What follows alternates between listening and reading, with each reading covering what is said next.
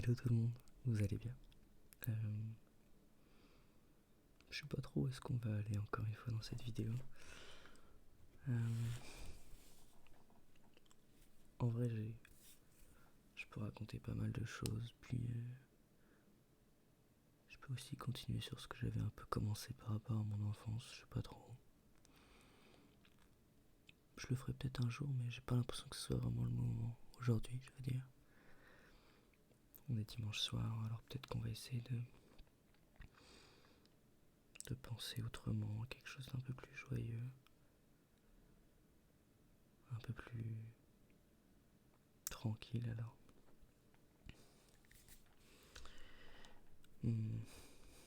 J'étais en train de traîner rapidement sur quelques textes que j'ai écrits, et même si ça fait quelques années, tout n'était pas tout à fait acheté dans ces textes, à part leur orthographe sans doute. Bref. J'aurais peut-être dû les relire parce que, après tout, ils doivent être remplis d'erreurs et de malformations de pensée.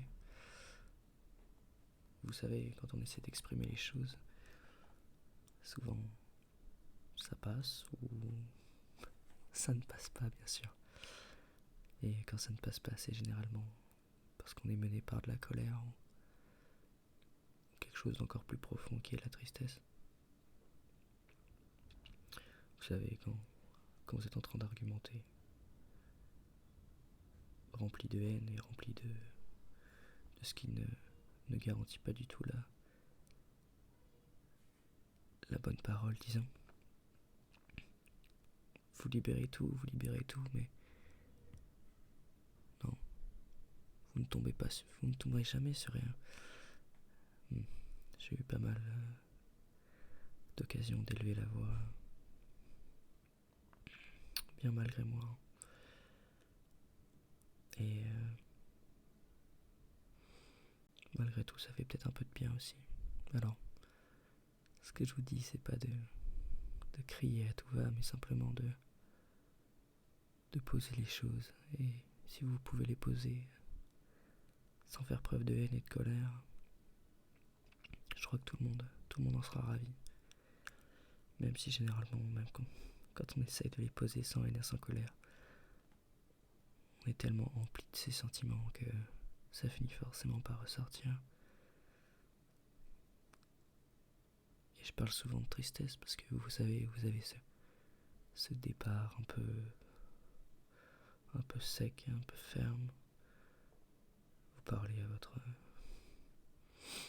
je ne sais pas, ça peut être n'importe qui en réalité, votre mère, votre père, votre conjoint, votre frère, votre ami. Vous parlez d'abord assez doucement et d'une manière assez sec. Vous voyez que l'autre côté n'est pas forcément réceptif, que rien ne se passe.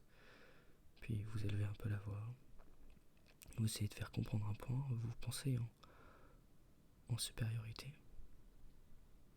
Ce que c'est ce sentiment, c'est j'ai l'argument. Et comme je crie plus fort cet argument, je gagne. Sans qu'il y ait aucune part de vérité peut-être là-dedans. Vous posez votre argument et puis vous culpabilisez parce que vous savez que vous avez fait de la merde. Vous savez que tout ce que vous avez dit était rempli de colère et était mal formé par vos sentiments. Alors vous vous ravisez peut-être un peu et vous exprimez en balbutiant peut-être de quelques larmes de tristesse, et puis vous vous exprimez les larmes aux joues. Vous exprimez avec tellement d'émotion que vous faites pleurer votre interlocuteur, tout comme vous pleurez d'ailleurs. C'est un bien commun. Vous pleurez tellement que vous essayez d'arriver à des conclusions, bien sûr. Mais non, rien ne se passe. Vous concluez en fait. vous concluez, vous lâchez tout, vous dites des choses bien sûr, vous tentez bien sûr d'arriver à une conclusion, En fait, ce que vous recherchez bien sûr c'est une confrontation, mais une confrontation qui vous permette d'avancer peut-être. Et vous savez très bien que jamais vous n'avancerez dans cette conclusion. Parce que vous êtes arrivé à la fin d'un débat, à la fin de votre argumentaire. Vous êtes sans doute pas dans les bras en réalité, à ce stade-là. Puis on se promet à chacun mon et merveille. Non, je ferai moins ça. Je ne ferai plus ça, je ferai peut-être un peu de ça, puis ça.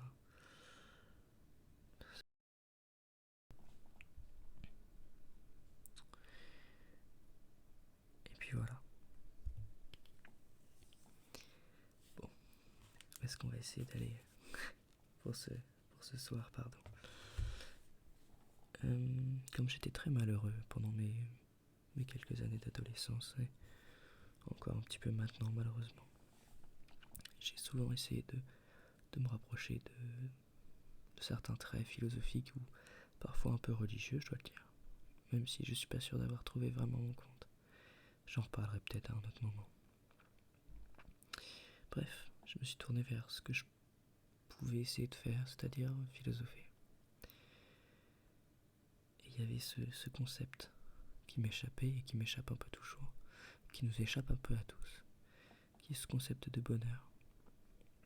Alors assez bêtement, j'ai essayé de voir ce que ça donnait et puis j'ai fait ce que j'appelais à l'époque et que j'appelle toujours d'ailleurs, parce que c'est comme ça qu'il s'appelle, mais des constats. Je commence comme ceci.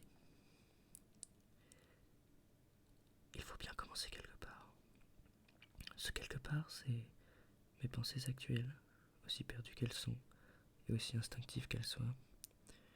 Alors pour un petit rappel, je dois avoir 16 ans à ce moment-là. Ça doit être il y a 3 ans, quelque chose comme ça. Je pense que la destination de l'homme, c'est sans doute le bonheur. Rien de l'homme n'est destiné à être autre chose que de le rendre heureux.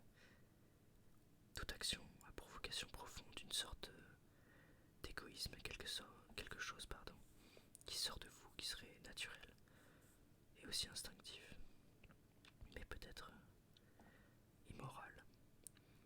La morale n'a donc pas vraiment lieu d'être, dans un sens absolu.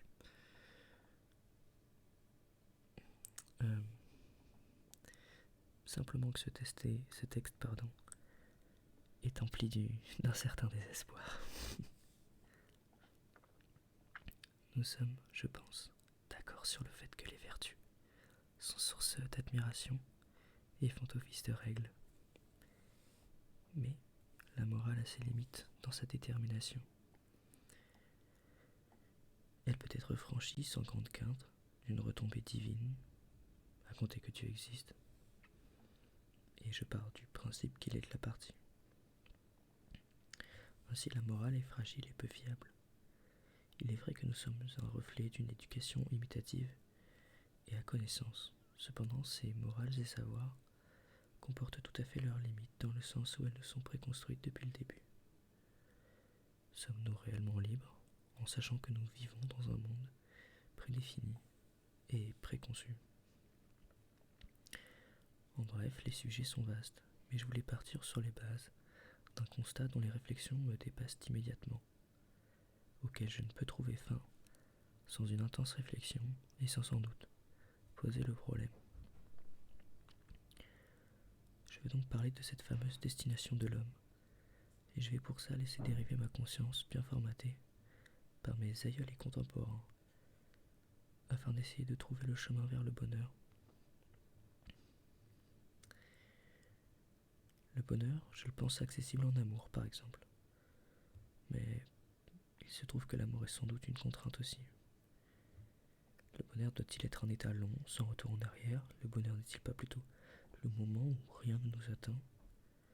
Alors l'atteinte de celui-ci marquerait bien une arrivée, et le fait qu'il y ait une destination soit un chemin et donc un départ. Non, un départ et une arrivée, pardon. J'ai pense que c'est dans une direction comme celle-ci que nous avons recherché le bonheur. Si celui-ci n'est pas pérenne, il n'y a aucun moyen que ce soit une fin en soi, et que ce soit même un objectif. Le cinquantenaire se voilera la face en disant qu'il était heureux en cette époque. Bon, c'est un tout petit texte qui me semblait plus long à l'époque, et que j'ai dû continuer peut-être à un moment, mais il faut savoir que j'ai changé de téléphone, et même si j'ai essayé de récupérer quelques notes, j'ai pas forcément réussi à tout récupérer.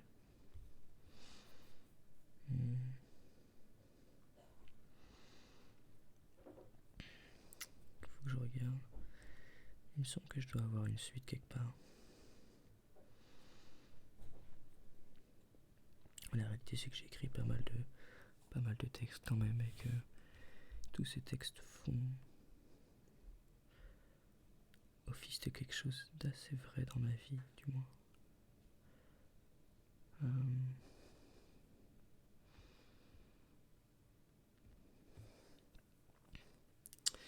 Simplement, je pense que je vais juste essayer d'enquiller un peu sur le petit texte que je viens de lire, où je questionne le bonheur comme un chemin.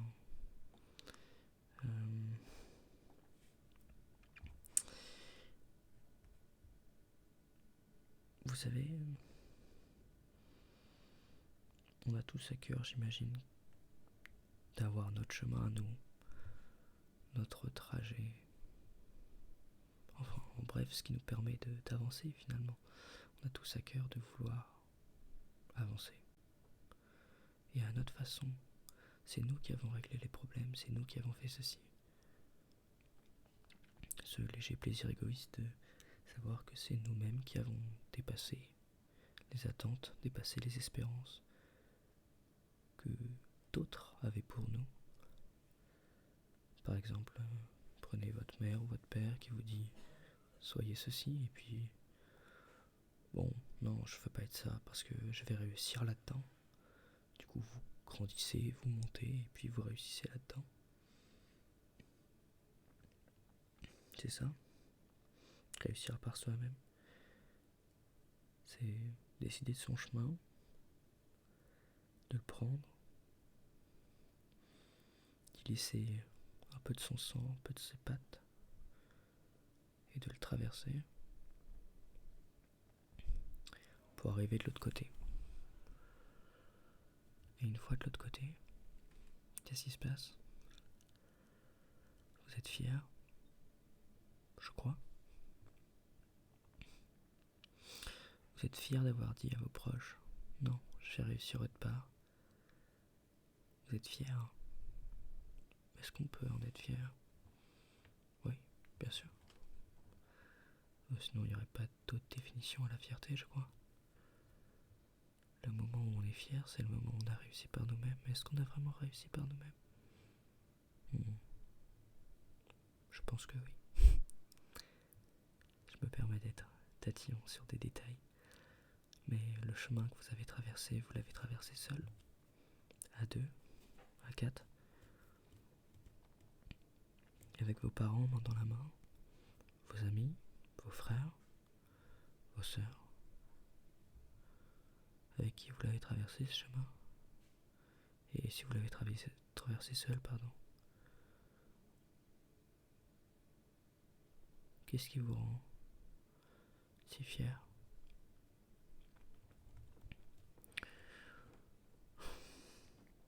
En fait, si on voit le bonheur comme un chemin,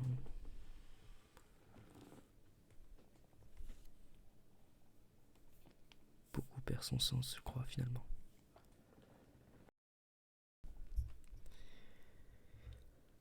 Dans un chemin, vous avez un paysage, un sol, bien sûr, quelque chose qui est directement devant vous, et une étendue large. Vous pouvez imaginer des arbres très verts. Peut-être que vous êtes dans une forêt basse. Une forêt où les arbres sont grands et vous ne voyez que vous marchez doucement, vous entendez le crépitement des feuilles sous vos pieds,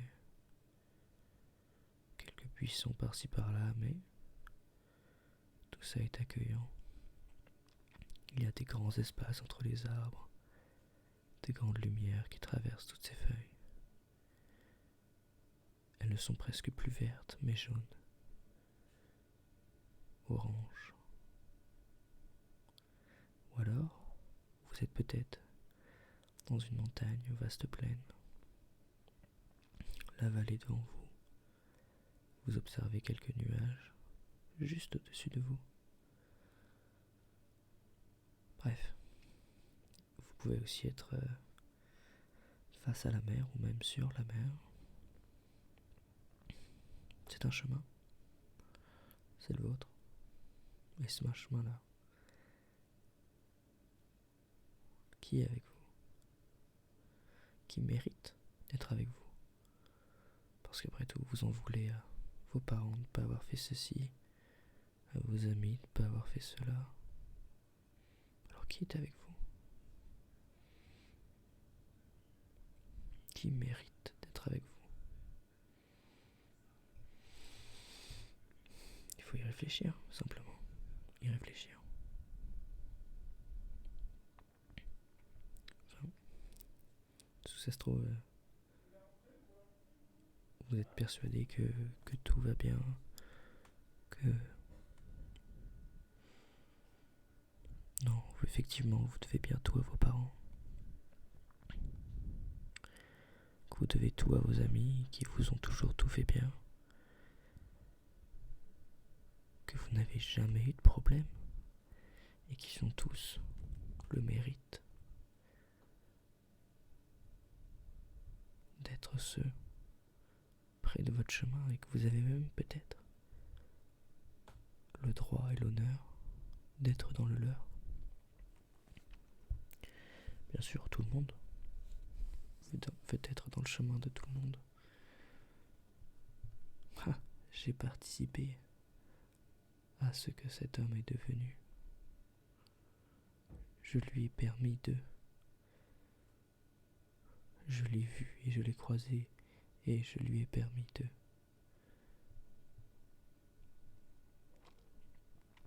Des gens comme ça, il y en a beaucoup.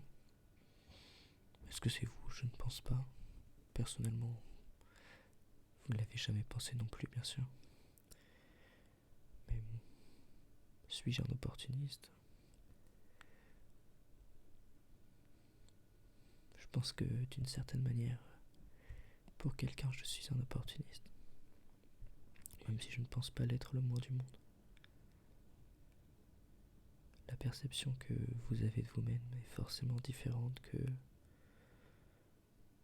plutôt de la perception que quelqu'un a de vous. Et pour cela,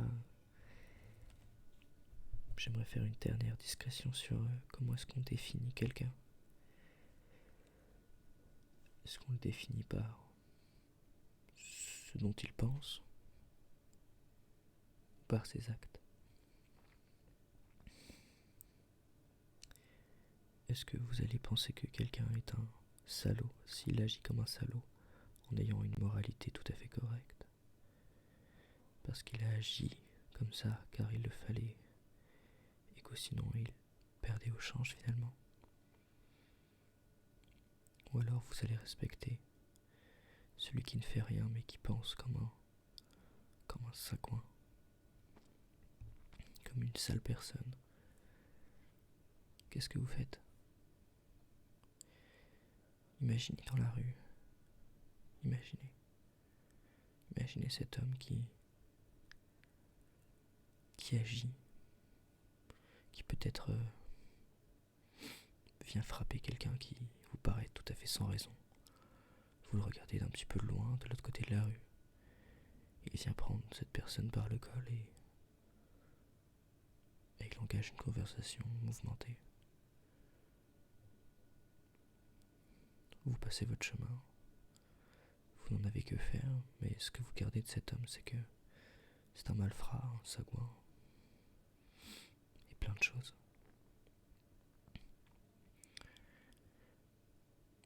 que qu'est-ce que vous allez penser de l'homme qui, comme vous, à côté de vous, fuit la queue entre les pattes? Vous n'allez rien en penser finalement, parce que vous faites la même chose, donc vous ne pouvez rien en penser. Mais si je vous dis que l'homme qui a pris cet homme par le col, l'homme par le col était un dangereux meurtrier qui a violé femmes et enfants. Mais vous en savez rien, puisque vous êtes parti. Comment est-ce que vous définirez cet homme violent? Comme un homme violent, tout simplement. Alors, quelle est la définition de l'homme? Est-ce qu'il pense dans sa tête? Ou comment il agit? Et je suis presque sûr que, sans se poser la question, on se dit assez aisément, un homme c'est ce qu'il pense. Un homme c'est une personne qui se définit par ce qu'il pense. Moi je pense pas, je pense que c'est plutôt le contraire. Étant donné que la définition c'est ce dont on retient de vous, l'usage dont on fera de vous quand on utilise un mot, de par sa définition, c'est parce que sa définition décrit quelque chose. Et quand on réutilise ce mot, c'est pour réutiliser cette description de cette chose.